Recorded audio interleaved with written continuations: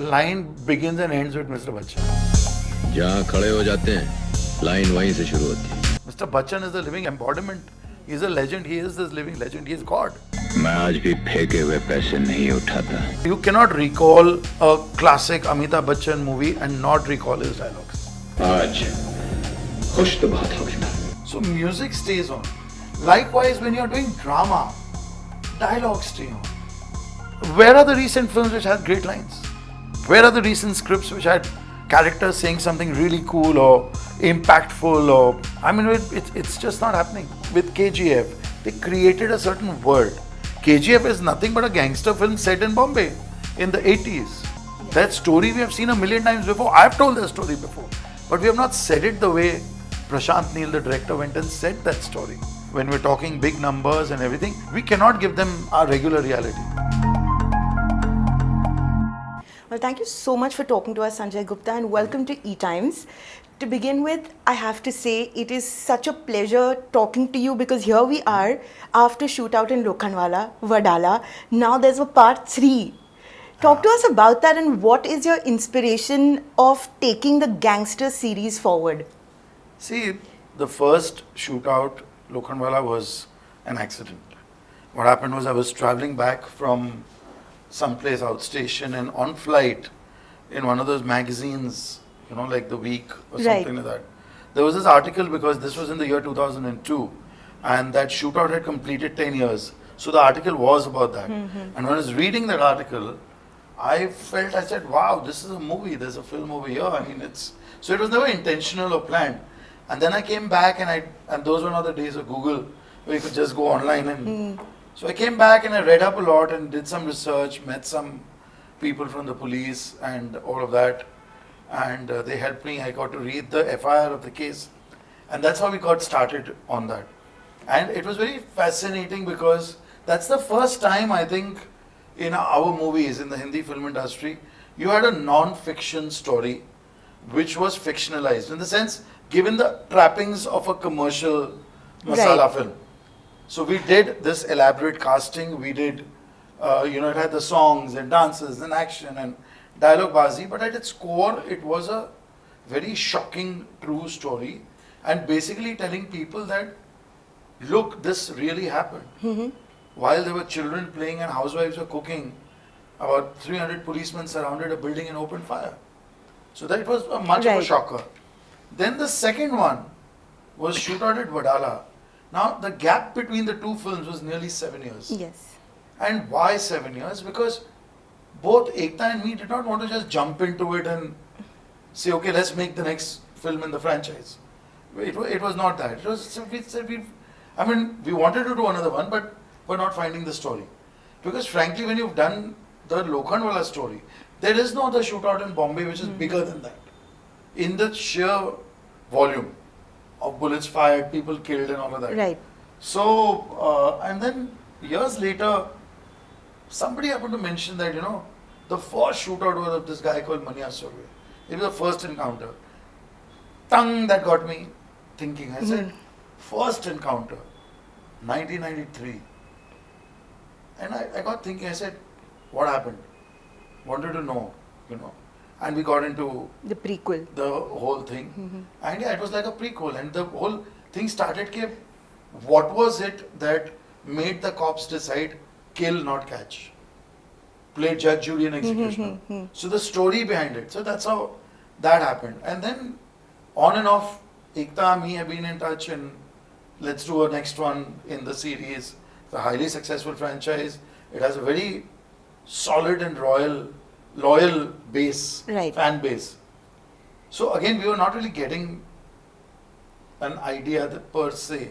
And it was only during the first lockdown I was in Khandala in my farmhouse and I read an article and I said, shit, there is a story somewhere here. And I reached out to my writer and Rajat Arora had written it with me. And I told Rajat, Rajat, this is there, let's start work. I said, you're sitting in your house, I'm sitting in my house, none of us can step out, we might as well work. And that's how the third happened. We started writing it and we put it together. And then of course the second lockdown happened and things slowed down. But now we're beginning to pick up from where we left off. Right. You know, apart from the Shootout series, you've also done a Mumbai saga. What is your fascination with gangster dramas, these crime thrillers? See, it's not really a fascination for the gangster drama. It's more about, for me, filmmaking, storytelling. It has to have a conflict. So whether it was my first film, Atish, or even if there's a Kante where you know there are 6 guys and one of them is a cop. So that conflict is there. So I look for that conflict in my stories. And then once I did Wadala and Lokhandwala, I enjoyed the genre Right. of the gangster storytelling. And there are so many shocking stories. I mean, we being Bombayites, like I always joke about this. I am born, brought up and spoiled in Bombay. So being in Bombay, we still don't know so much that has happened, you know. And that's where Saga came in, where, because Bombay was the city of mills. And it was how the mills shut down and made way for the skyline that we have today. So what happened? What happened with the mill owners, the nexus with the underworld, nexus with the builders, nexus with the cops, and all of that. So that was very fascinating. So it was actually telling of a bit of the Bombay history. That's why we had the catchphrase of the story of how Bombay became Mumbai. Right. The journey of Bombay becoming Mumbai. So yes, I just find these, let me put it simply, I find them a lot more interesting than a scientist who did a breakthrough invention or something like that. Right, okay, but you know, your films, right, from Atish to Kante, my God, what wonderful and powerful dialogues. You have shown your heroes as these macho men who, you know, there's a pleasure watching Amitabh Bachchan in your film, or a Sanjay Dutt. You know, talk to us about that, and is that a conscious decision to make them look and be the way they are? See, the thing is that I am now in my early 50s. I started directing when I was 21. I was 22 when I made Atish. 94. But if you look back, I have grown up on a certain cinema. Whether it was Diwar, Trishul, Sholay, Parinda, Nayakan, Dakat, or let me just name the filmmakers. Ramesh Sippy, Rahul Ravel, JP Datta, Vinod Chopra, Manmohan and even Desai. before that, Yes. Manmohan Desai, Prakash Mehra, Raj Khosla, Vijay Anand. So we've kind of grown up on the cinema of these directors, and these are stalwarts. They knew how to present their heroes. They knew how to mount stories and mount characters. So that is my learning ground. I come from that school. Right. So one of the, you cannot recall a classic Amitabh Bachchan movie and not recall his dialogues. Which is the case with music. That's why, not because of that, but music in my films inherently has always played a very important role, because I enjoy the process. Apart from the fact that your films are only remembered by the music. Right. Today there are so many movies, so many of R.D. Burman songs and Kishore Das songs. I love listening to. I don't remember the films.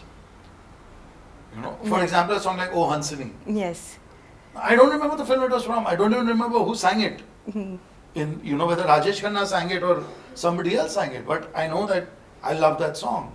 So music stays on. Likewise, when you're doing drama, dialogues stay on. You know, whether it's a Diwar where he says कि मैं आज भी फेंके हुए पैसे नहीं उठाता, or the lines of Sholay that everybody knows. But down the line, even Agnipath, this, that. So yes, for me also, characters, they are larger than life. So obviously their lines also would be a little larger than life. They would be cool. And basically, they have to say things which are everyday life, but put in a way that you and me don't. Right. That we as normal guys don't. So that makes us marvel. Wow, well said. I wish I had put it that way. So yeah, that it is, I believe that it is a part of our cinematic culture, great lines. And somewhere along the line, we have forgotten or we have stopped paying attention to that. And then you have a Pushpa, which comes in and he says कि मेरा नाम पुष्पा है, मेरा flower नहीं fire हूँ. Or in RRR where he goes, violence, violence, violence, I hate violence, but violence loves me, and this and that. So we remember these lines, we remember these dialogues. But we in Hindi movies, we started this, and somewhere the filmmakers have kind of not forgotten but almost ignored the importance of great punchlines.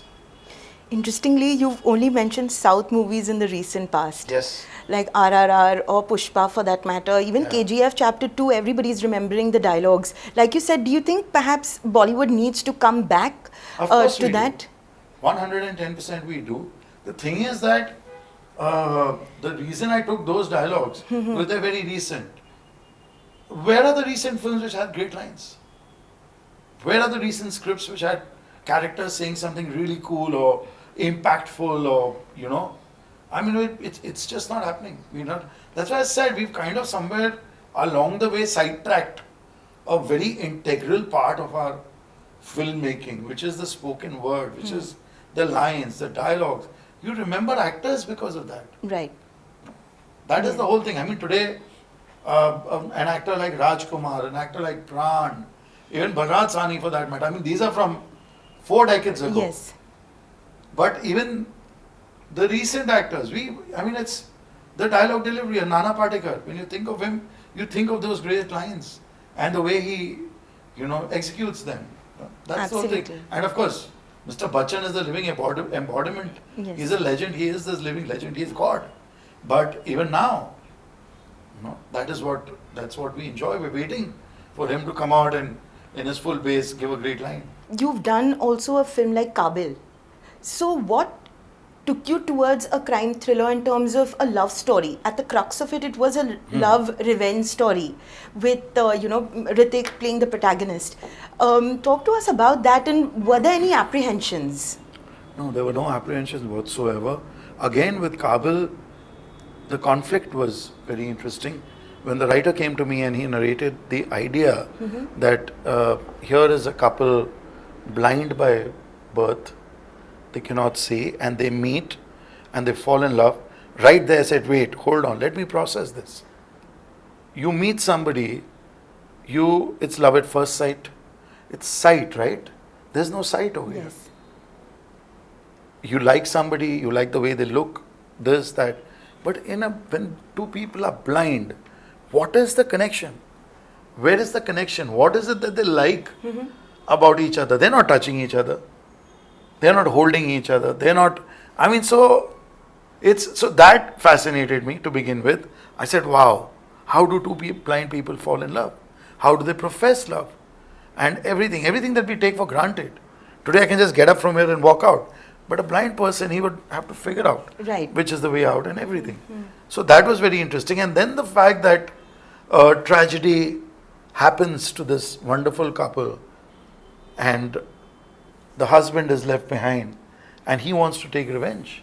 Right. Just before that, I had done a film called Jazba. Yes. Jazba was this courtroom drama kidnapping thriller and everything. But I didn't go in thinking, I'm going to do this film with Aishwarya Rai and she's doing her comeback. No, that's never been a criterion for me to do a film. It's just that if I feel excited about a story I want to tell, then I go right ahead and say, okay, you know what, let's do this. Yes. But did Jaspa put pressure on you because it was Aishwarya's comeback vehicle? Because the box office, it didn't result in that kind of numbers as, the story was very intriguing though. No, I'll tell you what, it was never, I was very happy with Jazba, even today I am. I completely support and stand by that film. We did everything what we felt was right. Jazba was, it was a case of very bad marketing. The team that was marketing the film, the team that was, putting it out there, suddenly they put up these posters and banners of this very glamorous Aishwarya Rai running in a leather jacket. I remember that. That was not my film. Yeah.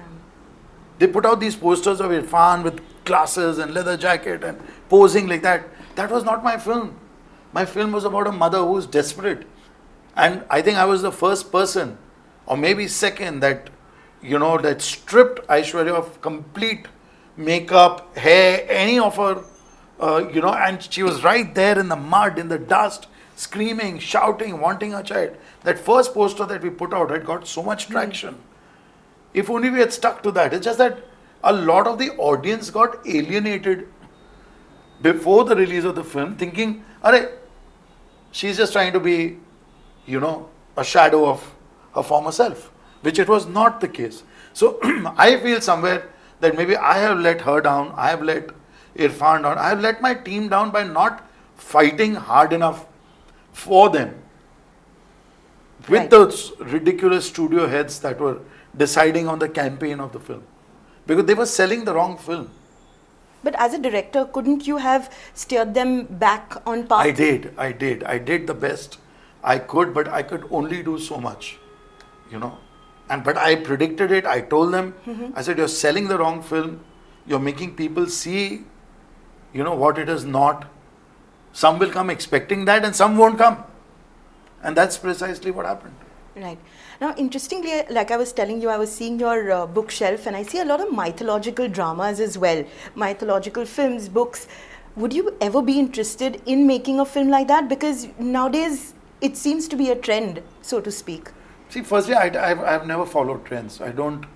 There are a lot of books out there which I love reading and I've read and everything. When you ask me mythological, I don't think I would be interested in doing, say, a Ramayana takeoff or a Mahabharata takeoff or the story of Valmiki or the story of XYZ.